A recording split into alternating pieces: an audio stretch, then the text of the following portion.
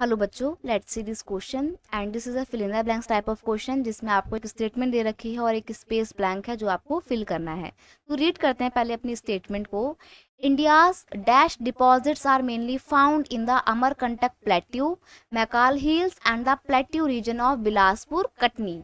यानी कि इंडिया में जो डिपॉजिट हैं डैश के वो कहाँ कहाँ पे पाए जाते हैं? अमरकंटक प्लेट्यू में, मैकाल हिल्स में एंड बिलासपुर कटनी के प्लेट्यू रीजन में आपको डैश के डिपॉजिट्स मिलते हैं। तो अब आपको बताना है कि इन जगहों पे जिनके नाम हमारे को यहाँ स्टेटमेंट में दिए हुए हैं वहाँ पे किसके डिपॉजिट्स पाए जाते हैं।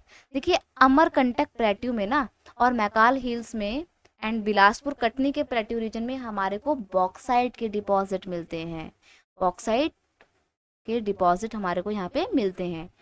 India's bauxite deposits are mainly found in Amarkantak Plateau, Maikal hills and the plateau region of Bilaspur Katni.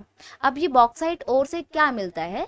Aluminium is obtain from the bauxite ore. Aluminium काफी इंपॉर्टेंट मेटल है जिसको हम बॉक्साइट ओर से ही एक्सट्रैक्ट करते हैं।